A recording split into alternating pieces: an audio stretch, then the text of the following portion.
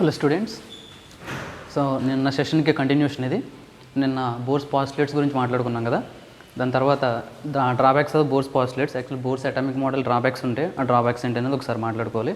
So దానికన్నా ముందు నిన్న చెప్పిన బోర్స్ పాస్టులేట్స్లో కొన్ని పాయింట్స్ని ఒకసారి రివైజ్ చేసుకుందాం. అంటే బోర్స్ పాస్టులేట్స్ నుంచి కంక్లూజన్స్ ఏంటి, అంటే మెయిన్ ఫర్దర్గా ఉపయోగించుకున్న పాయింట్స్ ఏంటి. ఫెయిల్యూర్ అయ్యింది బోర్స్ మోడల్, బట్ అందులో ఉపయోగించిన పాయింట్స్ కూడా ఉన్నాయి. ఆ పాయింట్స్ అంటే ఒకసారి రాస్తాను ఇక్కడ. నిన్నటి వరకు చెప్పిన దానికి కంక్లూజన్ అనమాట, బోర్స్ పాస్టులేట్స్ సంబంధించిన కంక్లూజన్ ఇది. అవేంటంటే ఫస్ట్ 3 పాయింట్స్ మీకు తెలిసినవే. న్యూక్లియస్ అనేది ఎగ్జిస్ట్ అయి ఉంటుంది, దాని చుట్టూ ఎలక్ట్రాన్ తిరుగుతూ ఉంటుంది, అండ్ ఏ ఆర్బిట్లో తిరుగుతుంది అకార్డింగ్ టు బోర్, సర్క్యులర్. ఇక్కడి నుంచి బోర్స్ పాస్టులేట్స్ యాక్చువల్గా తీసుకుంటారు, అండ్ ఆ సర్క్యులర్ ఆర్బిట్ని ఏమన్నాడు, స్టేషనరీ ఆర్బిట్ అంటారు. ఓకే. అండ్ ఇంకొక పాయింట్ ఏంటి, ఆ ఆర్బిట్లో తిరుగుతున్న ఎలక్ట్రాన్కి angular momentum must be quantized. Quantized అంటే చెప్పాను కదా, యాంగులర్ మొమెంటం పర్టికులర్ వాల్యూస్ మాత్రమే ఉంటాయి, అంతేగాని ఏ వాల్యూ పడితే ఆ వాల్యూ తీసుకునే ఛాన్స్ లేదు ఎలక్ట్రాన్కి. సో పర్టికులర్ వాల్యూ యాంగులర్ మొమెంటంతో మాత్రమే రివాల్వ్ అవుతూ ఉంటుంది. సో దానికి ఫార్ములా కూడా వేసాం, MVR is equal to NH/2π, where N is equal to 1, 2, 3 and so on. So this is the angular moment of the electron revolving in a particular orbit is equal to NH/2π. So ఈ condition నుంచి angular momentum quantise అయిందని ఎలా చెప్తాం, ఎందుకంటే యాక్చువల్గా angular momentum value ఎంత అంటే angular momentum Lతో indicate చేస్తారు, L is equal to H/2π. ఇది general instant angular momentum value ఇది ఎలక్ట్రాన్కి. సో ఈ ఎక్స్ప్రెషన్ ఎలా వచ్చింది అనేది మీకు చెప్పాను కదా నిన్న, మ్యాటర్ వేవ్ కాన్సెప్ట్లో నేను డెరైవ్ చేసి చూపిస్తాను. ప్రస్తుతానికి అయితే ఇలా కంటిన్యూ అవ్వాలి, right. This the angular momentum value. ఇక్కడ పక్కన ఒక లెటర్ ఉంది కదా, N అనేది. సో N వాల్యూస్ ఏంటి, 1, 2, 3 and so on. So 1, 2, 3 integer values వేస్తున్నాం అంటే మనం క్వాంటైజ్డ్ వాల్యూస్ వేస్తున్నట్ట లేదా కంటిన్యూస్ వాల్యూస్ వేస్తున్నట్ట.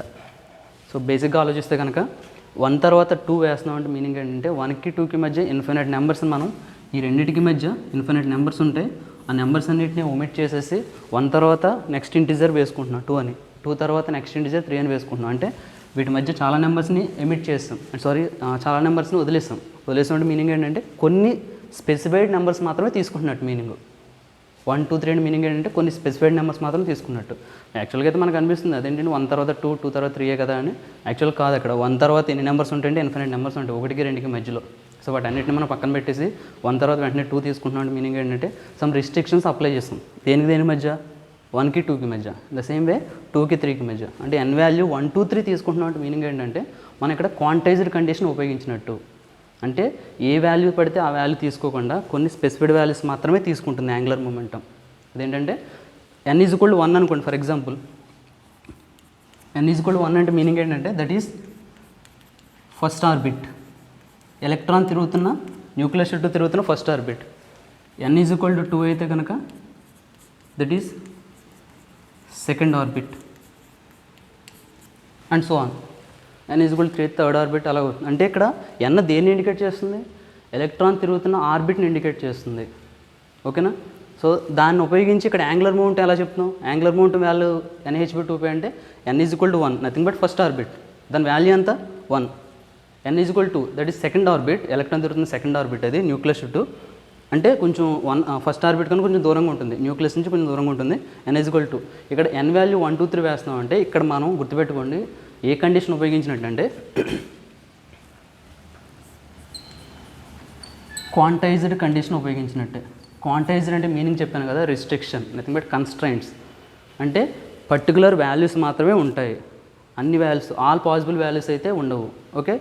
దీని మీనింగ్ ఏంటంటే పర్టికులర్ వాల్యూస్ ఉండడం. 1, 2, 3 మీనింగ్ ఏంటంటే పర్టికులర్ వాల్యూసే ఉండడం. 1 తర్వాత 2 మధ్యలో వాల్యూస్ అన్ని తీసేసాం అంటే ఒక పర్టికులర్ వాల్యూ, ఒక స్పెసిఫైడ్ వాల్యూ ఉండడాన్ని ఏమంటే క్వాంటైజ్డ్ అంటాం. అలాగే ఇక్కడ ఈ క్వాంటైజ్డ్ ఈ నెంబర్ను ఉపయోగించి ఈ ఫార్ములా కన్స్ట్రక్ట్ చేసాం కాబట్టి ఈ ఫార్ములా దేనికి సంబంధించింది, యాంగులర్ మొమెంటం సంబంధించింది. కాబట్టి angular momentum of the electron in a particular orbit is quantised. Nucleus చుట్టూ తిరుగుతున్న ఎలక్ట్రాన్ యొక్క ఆర్బిట్లో తిరుగుతున్న ఎలక్ట్రాన్ యొక్క angular momentum must be quantised. ఇది ఇతను ఇంట్రడ్యూస్ చేసిన పాయింట్. సో ఈ పాయింట్లో మనకి కొత్తగా కనిపిస్తుంది, ఒకటి కనిపిస్తుంది కదా, ఇది N అనేది కనిపిస్తుంది కదా. N అంటే ఏంటంటే ఇంటిజర్ అంటాం. అది దేన్ని ఇండికేట్ చేస్తుంది, indicates the energy state of the electron.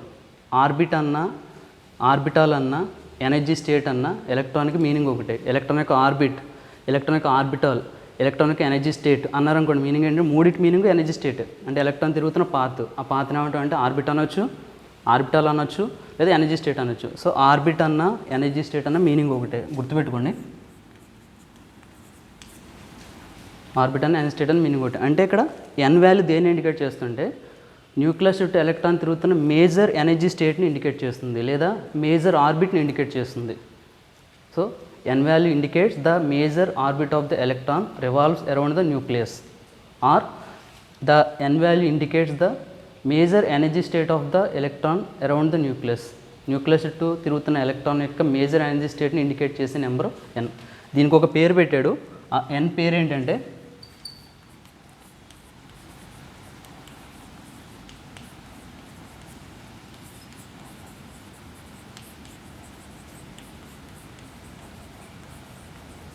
So ఇక్కడ నుంచి క్వాంటమ్ నెంబర్స్ ఇంట్రడక్షన్ స్టార్ట్ అవుతుంది.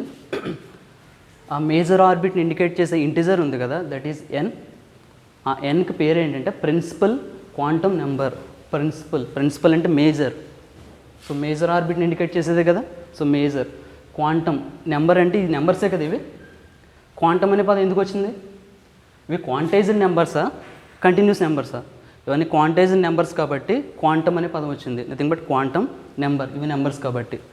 So n is called principal quantum number, లేదా n is indicates the major energy orbit of the major energy state of the electron around the nucleus.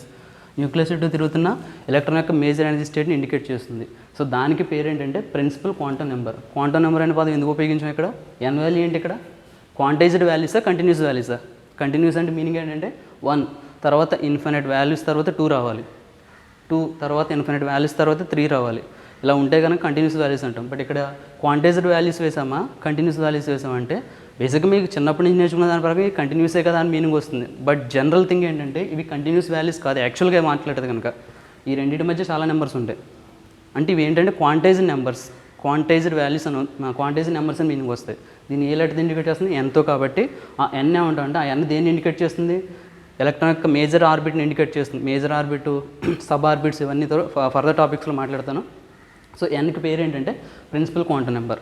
So remember, ఇక్కడ principal quantum నెంబర్ని introduce చేసిన scientist ఎవరంటే Niels Bohr. So in order to indicate the major orbit of the electron around the nucleus, nucleus చుట్టూ తిరుగుతున్న electron యొక్క major energy స్టేట్ని indicate చేయడం కోసం ఒక క్వాంటమ్ నెంబర్ని ఇంట్రడ్యూస్ చేశాడు. గుర్తుపెట్టుకుని, ఇంట్రడ్యూస్ చేశాడు, కొత్తగా ఇంట్రడ్యూస్ చేశాడు. ఏంటంటే అది small n, that is called principal quantum number. The values starting from 1 to infinity with integer separation. Integer separation తోటి 1 దగ్గర నుంచి ఇన్ఫినిటీ వరకు ఉంటాయి వాల్యూస్. ఆఫ్ కోర్స్ ఇన్ఫినిట్ అంటే వేస్తాం, అప్ టు ఇన్ఫినిటీ అని వేస్తాం, ఎక్కువ వాల్యూస్ ఉన్నాయని చెప్పడం కోసం. ఇన్ఫినిట్ ఎనర్జీ స్టేట్స్ ఉండకపోవచ్చు, రైట్, వాట్ ఎవర్ మేబీ. ఇక్కడ మీరు గుర్తుపెట్టుకోవాల్సింది ఎలక్ట్రాన్ న్యూక్లియస్ చుట్టూ తిరుగుతున్న path circular, first point conclude అవ్వాలి. నెక్స్ట్ స్టేషనరీ ఆర్బిట్, ఆ తిరుగుతున్న ఆర్బిట్ని ఏమంటే స్టేషనరీ ఆర్బిట్ అంటాం. దీనికి ఇంకొక నేమ్ కూడా ఉందమ్మా, స్టేషనరీ ఆర్బిట్కి అనదర్ నేమ్. నిన్న కొన్ని నేమ్స్ చెప్పాను. Non radiating orbit. Non radiating అంటే కనుక ఆ స్టేషనరీ ఆర్బిట్లో, అంటే ఆ సర్క్యులర్ ఆర్బిట్లో ఎలక్ట్రాన్ తిరుగుతున్నప్పుడు ఎలక్ట్రాన్ ఆ ఆర్బిట్లో ఉన్నంతసేపు కూడా ఎటువంటి ఎనర్జీని రిలీజ్ చేయదు. ఎనర్జీని ఎప్పుడు రిలీజ్ చేస్తుంది? ఈ కాన్సెప్ట్ కూడా మాట్లాడాను. ఎనర్జీ ఎప్పుడు రిలీజ్ చేస్తుంది? హైయర్ ఎనర్జీ స్టేట్ నుంచి లోయర్ ఎనర్జీ స్టేట్కి వచ్చినప్పుడు మాత్రమే. అంటే డీఎక్సైడేషన్ ప్రాసెస్లో, అంటే ఆ ట్రాన్సిషన్ జరిగినప్పుడు మాత్రమే ఎనర్జీ రిలీజ్ అవుతుంది. ఒక పర్టికులర్ ఆర్బిట్లో తిరుగుతున్నంతసేపు కూడా ఎటువంటి ఎనర్జీని రిలీజ్ చేయదు అని చెప్పాడు అతను. కాబట్టి ఆ పర్టికులర్ ఆర్బిట్లో ఎలక్ట్రానిక్ ఎనర్జీ ఎలా ఉంటుంది? కాన్స్టెంట్గా ఉంటుంది. కాబట్టి దాన్ని స్టేషనరీ ఆర్బిట్ అన్నాం. అండ్ ఆ స్టేషనరీ ఆర్బిట్కి ఇంకొక పేరు ఏంటంటే non radiating orbit. Non radiating అంటే ఇక్కడ రేడియేటింగ్ అంటే మీనింగ్ ఏంటంటే ఎనర్జీ రిలీజ్ అవ్వడం. రేడియేటింగ్ అంటే, నాన్ రేడియేటింగ్ అంటే మీనింగ్ ఏంటంటే ఎనర్జీ రిలీజ్ అవ్వట్లేదు ఆర్బిట్లో ఉన్నంతసేపు కూడా. ఎలక్ట్రాన్ ఆ పర్టికులర్ ఆర్బిట్లో ఉన్నంతసేపు కూడా ఎనర్జీని రిలీజ్ చేయదు. దట్స్ వై దాన్ని ఏమంటారు? నాన్ రేడియేటింగ్ ఆర్బిట్స్ అంటాం. ఓకే, నెక్స్ట్ పాయింట్ ఇతను తీసుకొచ్చిన కొత్త పాయింట్. ఇది యాక్చువల్గా కంక్లూడ్ అయింది అండ్ నెక్స్ట్ థియరీలో కూడా ఉపయోగించుకుంటారు దీన్ని, నెక్స్ట్ మోడల్స్లో కూడా ఉపయోగించుకుంటారు. Total angular momentum of the electron in a particular orbit. ఒక పర్టికులర్ ఆర్బిట్లో ఎలక్ట్రాన్ ఉన్నప్పుడు దాని యొక్క total angular momentum value nh/2π కావాలి. ఈ ఈక్వేషన్ మీనింగ్ ఏంటంటే the total angular momentum of the electron in a particular orbit is quantised. అంటే electron particular ఆర్బిట్లో తిరుగుతుంది, energy తీసుకున్న తర్వాత ఇంకొక ఆర్బిట్కి వెళ్తుంది కదా, నెక్స్ట్ ఏ ఆర్బిట్కి వెళ్తుందంటే ఆ వెళ్ళిన ఆర్బిట్లో కూడా దాని యాంగులర్ మూమెంటం క్వాంటైజ్ అవ్వాలి. క్వాంటైజ్ అవ్వడం అంటే ఫర్ ఎగ్జాంపుల్ ఫస్ట్ ఆర్బిట్లో ఎలక్ట్రాన్ ఉన్నప్పుడు ఎనర్జీ దానికి పాస్ చేసినప్పుడు నెక్స్ట్ ఏ ఆర్బిట్కి వెళ్ళే ఛాన్స్ ఉంది, 1కి 2కి మధ్యన ప్రతి ఆర్బిట్కి వెళ్ళే ఛాన్స్ ఉందా, లేకపోతే 1 తర్వాత 2కే వెళ్ళే ఛాన్స్ ఉందా, 1 తర్వాత 2కే వెళ్ళే ఛాన్స్ ఉంది. ఇంకా ఎక్కువ అమౌంట్ ఆఫ్ ఎనర్జీ ఇచ్చారనుకోండి, ఫర్ ఎగ్జాంపుల్ 1 నుంచి డైరెక్ట్గా 3కి వెళ్ళొచ్చు. ఏదైనా సరే what or maybe quantised value అంటే స్పెసిఫైడ్ వాల్యూ ఉన్న ఎనర్జీ స్టేట్కి మాత్రం వెళ్తుంది, అంతేగాని తన ఇష్టం వచ్చిన ఎనర్జీ స్టేట్ని ఆక్యుపై చేస్తూ మూవ్ అవ్వదు. ఓకేనా? సో ఈ పాయింట్ ఎందుకు చెప్పారంటే మనకి ఆప్టిక్స్లో మనం స్పెక్ట్రమ్ గురించి నేర్చుకున్నాం కదా, ఆ స్పెక్ట్రమ్ మనకి ఫామ్ అయిన స్పెక్ట్రమ్ అంటే డిస్క్రీట్ స్పెక్ట్రమ్. ఆ డిస్క్రీట్ స్పెక్ట్రమ్ ఎక్స్ప్లెయిన్ చేయడం కోసం ఈ క్వాంటైజ్డ్ కండిషన్ ఉపయోగించుకుంటున్నారు ఇక్కడ. ఆ డిస్క్రీట్ అంటే ఏంటి, కంటిన్యూస్ అంటే ఏంటి ఇంకా ఫర్దర్ క్లాసెస్లో చెప్తాను. నేను ఆల్రెడీ మొదలుపెట్టాను నేను వాటి గురించి, ఇంకా ఫర్దర్ క్లాస్లో కూడా చెప్తాను.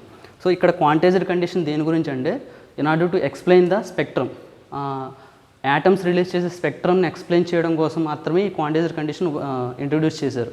అది ఎక్స్ప్లెయిన్ చేయాలంటే ఈ పర్టికులర్ ప్రాపర్టీస్ ఎలక్ట్రాన్ సంబంధించి ఈ ప్రాపర్టీ ఇక్కడ మనం ఏం మాట్లాడుకుంటున్నాం, యాంగులర్ మూమెంటం. యాంగులర్ మూమెంటం వల్ల కంపల్సరీ క్వాంటైజ్ అవ్వాలి. అలా కాకుండా క్వాంటైజ్ కాకుండా యాంగులర్ మూమెంటం తనకి ఇష్టం వచ్చిన వాల్యూస్ కనుక యాంగులర్ మూమెంటం ఉంటే కనుక ఆ ఎలక్ట్రాన్ రిలీజ్ చేసే ఎనర్జీ కూడా కంటిన్యూస్గానే ఉంటుంది, అంటే ర్యాండమ్గానే ఉంటుంది. ఎప్పుడైతే అది రిలీజ్ చేసే ఎనర్జీ ర్యాండమ్గా ఉంటుందో అది ఫామ్ చేసే అవుట్పుట్ కూడా ర్యాండమ్గానే ఉంటుంది. ఎప్పుడైతే అవుట్పుట్ ర్యాండమ్గా ఉంటుందో మనకి ఫామ్ అయ్యే స్పెక్ట్రమ్ డిస్క్రీట్ అవ్వదు, కంటిన్యూస్ అవుతుంది. అంటే ర్యాండమ్ స్పెక్ట్రమ్ అంటే వాట్ ఎవర్ మేబీ మీనింగ్ ఏంటంటే కంటిన్యూస్ స్పెక్ట్రమ్ మనం ఐడెంటిఫై చేయలేమంటే స్పెక్ట్రమ్ అంటే యాక్చువల్గా సపరేషన్ ఆఫ్ ఎనర్జీస్ లేదా సపరేషన్ ఆఫ్ వేవ్లెన్స్ అని మాట్లాడతాం. యాక్చువల్గా వేవ్లెన్స్ సపరేషన్ లేదా ఎనర్జీ సపరేషన్ మాట్లాడతాం. ఆ సపరేషన్ మనకు క్లియర్ కనిపించదు, అన్నీ కూడా కలిసిపోయి కంటిన్యూస్ స్పెక్ట్రమ్ కింద ఫామ్ అవుతుంది. కంటిన్యూమ్ అంటాం యాక్చువల్గా అయితే, కంటిన్యూస్ స్పెక్ట్రమ్ కింద ఫామ్ అవుతుంది. బట్ మనకు ఫామ్ అయ్యే స్పెక్ట్రమ్ ప్రాక్టికల్గా ఎక్స్పెరిమెంటల్గా చూసిన స్పెక్ట్రమ్ అంటే డిస్క్రీటే కాబట్టి లోపల ఎలక్ట్రాన్కి సంబంధించిన ప్రాపర్టీస్ కూడా డిస్క్రీట్గానే ఉండాలి. ఏ ప్రాపర్టీస్ అంటే నేను చెప్పాను, ఎలక్ట్రాన్ యొక్క ఎనర్జీ డిస్క్రీట్ అవ్వాలి కంపల్సరీగా, ఎలక్ట్రాన్ యొక్క యాంగులర్ మూమెంట్ డిస్క్రీట్ అవ్వాలి. డిస్క్రీట్ అంటే మీనింగ్ ఏంటంటే ఇంకొక పదం, ఎలక్ట్రాన్ యొక్క ఎనర్జీ క్వాంటైజ్ అవ్వాలి, ఎలక్ట్రాన్ యొక్క యాంగులర్ మూమెంట్ క్వాంటైజ్ అవ్వాలి. ఇంకా ఫర్దర్ టాపిక్లో ఎలక్ట్రాన్ స్పిన్ గురించి కూడా మాట్లాడుకుంటాం, ఆ స్పిన్ వాల్యూ కూడా క్వాంటైజ్ అవ్వాలి. ఇంకా నెక్స్ట్ ఎలక్ట్రాన్ తిరుగుతున్న ఆర్బిట్ ఉంటుంది చూడండి, ఆర్బిట్ డైరెక్షన్ కూడా క్వాంటైజ్ అవ్వాలి. ఎందుకంటే 3 డైమెన్షన్ స్పేస్లో తిరుగుతున్నప్పుడు ఒక పార్టికల్ దాని యొక్క ఆర్బిట్ డైరెక్షన్ కూడా మారే ఛాన్స్ ఉంది. అది ఎన్ని రకాలుగా మారుతుందంటే according to classical mechanics infinite డైరెక్షన్స్లో చేంజ్ అవుతుంది. ఫర్ ఎగ్జాంపుల్ ఎలక్ట్రాన్ ఈ ఆర్బిట్లో తిరుగుతుంది అనుకోండి, ఈ పర్టికులర్ ఆర్బిట్లో తిరుగుతుంది అనుకోండి, ఈ ఆర్బిట్ డైరెక్షన్ కూడా మారే ఛాన్స్ ఉంది. అకార్డింగ్ టు క్లాసికల్ మెకానిక్స్ ఈ ఆర్బిట్ ఎన్ని డైరెక్షన్స్లో చేంజ్ అవుతుంది, ఎన్ని డైరెక్షన్స్ని ఆక్యుపై చేస్తుంది అంటే ఇన్ఫినిటీ డైరెక్షన్ ఆక్యుపై చేస్తుంది. ఇన్ఫినిటీ డైరెక్షన్ ఆక్యుపై చేస్తే కనుక యాటమ్స్ చూపించే బిహేవియర్కిను క్లాసికల్ మెకానిక్స్ చెప్పే రిజల్ట్కిను టాలీ అవ్వట్లేదు, అందుకని క్లాసికల్ మెకానిక్స్ ఫెయిల్ అయింది. కాబట్టి ఎలక్ట్రాన్ తిరుగుతున్న ఆర్బిట్ డైరెక్షన్ కూడా క్వాంటైజ్ అవ్వాలి. క్వాంటైజ్ అవ్వడం అంటే మీనింగ్ ఏంటి, ఎలక్ట్రాను ఒక పర్టికులర్ డైరెక్షన్స్లో మాత్రమే, అంటే ఈ డైరెక్షన్ తర్వాత ఈ డైరెక్షన్ తర్వాత ఈ డైరెక్షన్ అంటే మనం కౌంట్ చేయగలగాలి, మనం కౌంట్ చేయగలిగేంత డైరెక్షన్స్, అంతేగాని ఇన్ఫైనైట్ డైరెక్షన్స్ ఆక్యుపై చేయదు. అంటే ఫైనైట్ డైరెక్షన్స్లో మాత్రమే ఆర్బిట్ రివాల్వ్ అవుతుంటుంది. ఓకేనా? At the same time spin, ఎలక్ట్రాన్కి స్పిన్ అనే కాన్సెప్ట్ ఉంటుంది, ఫర్దర్ టాపిక్లో చెప్తాను. అది ఆ స్పిన్ వాల్యూ కూడా క్వాంటైజ్ అవ్వాలి, అండ్ ఆ స్పిన్ డైరెక్షన్ కూడా క్వాంటైజ్ అవ్వాలి. స్పిన్ వాల్యూ క్వాంటైజ్ అవ్వాలి, స్పిన్ డైరెక్షన్ వాల్యూ క్వాంటైజ్ అవ్వాలి. ఓకేనా? సో ఫస్ట్ థింగ్, ఇంకా నేను అంతవరకు వెళ్ళలేదు కాబట్టి ప్రస్తుతం యాంగులర్ మూమెంట్ గురించి మాట్లాడుతున్నాను. సో బోర్ ఇంట్రడ్యూస్ చేసిన పాయింట్స్ ఇవి. So first point, electron revolves around the nucleus in a circular orbit. Second point, conclusion చెప్తున్నాను. Second point, that orbits are called as stationary orbits, nothing but non radiating orbits. అంటే ఆ ఆర్బిట్లో ఉన్నంతసేపు కూడా electron ఎనర్జీని release చేయదు. ఎప్పుడు release చేస్తుందంటే ఎప్పుడు రిలీజ్ చేస్తుంది, ముందు ఎనర్జీ తీసుకోవాలి, బయట నుంచి ఎనర్జీ తీసుకున్న తర్వాత హైయర్ ఎనర్జీ స్టేట్కి వెళ్తుంది, అక్కడి నుంచి మరలా లోయర్ ఎనర్జీ స్టేట్కి వచ్చేటప్పుడు రిలీజ్ చేస్తుంది ఎనర్జీ. అంతేగాని ఒక పర్టికులర్ ఆర్బిట్లో స్టేబుల్ స్టేట్లో ఉన్నప్పుడు, అంటే ఎటువంటి ఎనర్జీ ఇవ్వలేదు మనం బయట నుంచి, ఇవ్వనప్పుడు ఏంటంటే ఎలక్ట్రాన్ తన యొక్క యథాస్థానంలో తిరుగుతుంది. యథాస్థానం అంటే న్యూక్లియస్కి దగ్గరగా, వాట్ ఎవర్ మేబీ ఏ ఆర్బిట్లో ఉన్న, for example single electron system తీసుకున్నాం అనుకోండి, హైడ్రోజన్ తీసుకుంటే కనుక హైడ్రోజన్ సింగిల్ ఎలక్ట్రాన్ కాబట్టి ఆ ఎలక్ట్రాన్ ఒక పర్టికులర్ ఆర్బిట్లో తిరుగుతుంటుంది. తిరుగుతున్నప్పుడు ఎనర్జీ ఇవ్వనంతసేపు కూడా ఆ ఆర్బిట్లో తిరుగుతుంటుంది. అకార్డింగ్ టు బోర్ ఆర్బిట్లో తిరుగుతున్నంతసేపు కూడా ఎనర్జీని రిలీజ్ చేయదు, ఎటువంటి ఎనర్జీ రిలీజ్ చేయదు. ఇన్ కేసు రిలీజ్ చేస్తే ఏం జరుగుతుంది, according to classical mechanics any charged particle releases continuously energy release చేస్తుంటే కనుక అది కాసేపటికి ఏమవుతుంది, దాని ఎనర్జీ లాస్ అయిపోతుంది. మరి ఎనర్జీ లాస్ అయితే కనుక ఎలక్ట్రాన్ ఏమవుతుంది, న్యూక్లియస్లో పడిపోయే ఛాన్స్ ఉంది. మరి న్యూక్లియస్లో పడిపోతే కనుక యాటమ్ ఎగ్జిస్ట్ అయి ఉన్నట్ట, యాటమ్ ఎగ్జిస్ట్ అయ్యి లేనట్టు అసలు, అంటే యాటమ్కి స్టెబిలిటీ లేనట్టే. బట్ ప్రాక్టికల్గా చూసినప్పుడు యాటమ్కి స్టెబిలిటీ ఉంది. యాటమ్కి స్టెబిలిటీ ఉందంటే మీనింగ్ ఏంటంటే యాటమ్కి మినిమం ఎనర్జీ స్టేట్ ఉంటుంది, మినిమం స్టేట్ అనేది ఉంటుంది. ఐ మీన్ యాటమ్ లోపల ఉన్న ఎలక్ట్రాన్కి మినిమం ఎనర్జీ స్టేట్ ఉంటుంది. ఆ ఎనర్జీ స్టేట్కి కన్నా తగ్గి ఎనర్జీ ఉండదు దానికి. ఎనర్జీ స్టేట్ కానీ ఎనర్జీ పెరుగుద్ది కానీ తగ్గదు. తగ్గితే కనుక ఏం జరుగుతుంది, కంటిన్యూస్గా తిరుగుతున్నప్పుడు ఎనర్జీ తగ్గుతుంది, కంటిన్యూస్గా వెళ్ళిపోయి ఏం చేస్తుంది, న్యూక్లియస్లో పడిపోతుంది.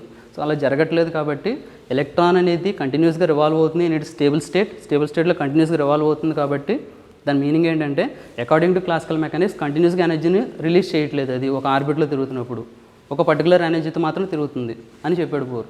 అంటే యాటమ్ యొక్క స్టెబిలిటీని సాల్వ్ చేయడం కోసం ఈ స్టేషనరీ ఆర్బిట్ కాన్సెప్ట్ని ఇంట్రడ్యూస్ చేశాడు. యాటమ్కి స్టెబిలిటీ ఉంది అని చెప్పడం కోసం స్టేషనరీ ఆర్బిట్ కాన్సెప్ట్ ఇంట్రడ్యూస్ చేశాడు. దీనికి ఇంకో పేరు ఏంటంటే నాన్ రేడియేటింగ్ ఆర్బిట్. నెక్స్ట్ ఇంకో పాయింట్ ఏంటంటే యాంగులర్ మొమెంటం అనేది క్వాంటైజ్ అవుతుంది. ఎలక్ట్రాన్కి ఒక పర్టికులర్ ఆర్బిట్లో తిరుగుతున్నప్పుడు angular momentum must be quantised, కంపల్సరీగా క్వాంటైజ్ అవ్వాలి. సో దానికి సంబంధించిన ఎక్స్ప్రెషన్ ఇది. సో క్వాంటైజేషన్ అంటే మీనింగ్ అర్థమైంది కదా, రైట్. నెక్స్ట్ ఇది జనరల్గా వేసాను. ఇది లాస్ట్ పాయింట్ ఏంటి, నేను చెప్పింది ఎనర్జీ ఎప్పుడు రిలీజ్ అవుతుంది. ఎప్పుడు రిలీజ్ అవుతుందంటే వెన్ ఇట్ ఈస్ డీఎక్సైటెడ్, అంటే హైయర్ ఎనర్జీ స్టేట్ నుంచి లోయర్ ఎనర్జీ స్టేట్కి వచ్చినప్పుడు మాత్రమే ఎనర్జీ రిలీజ్ అవుతుంది. ఇవి కంక్లూషన్స్. సో ఇతను ఇంట్రడ్యూస్ చేసిన పాయింట్స్ గురించి జాగ్రత్త గుర్తుపెట్టుకోండి. ఇతను ఇంట్రడ్యూస్ చేసిన పాయింట్స్ ఏంటంటే కొత్త points. Angular momentum must be quantized, stationary orbit concept ఒకటి ఇంట్రడ్యూస్ చేశాడు.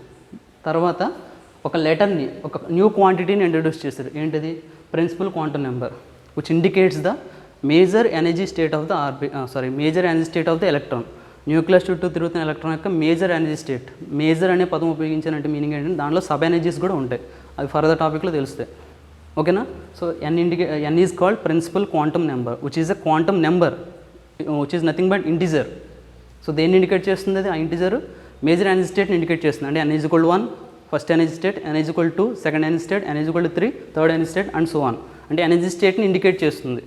అవి నెంబర్స్ అనమాట. n అంటే నెంబర్స్. ఆ నెంబర్కి పేరు ఏంటంటే ప్రిన్సిపల్ క్వాంటమ్ నెంబర్. ఇవి క్వాంటమ్ నెంబర్సేనా కాదా, ఐ మీన్ క్వాంటైజ్డ్ నెంబర్సే కదా, క్వాంటైజ్డ్ నెంబర్స్ కాబట్టి క్వాంటమ్ నెంబర్ అన్నాం n అని, రైట్. నెక్స్ట్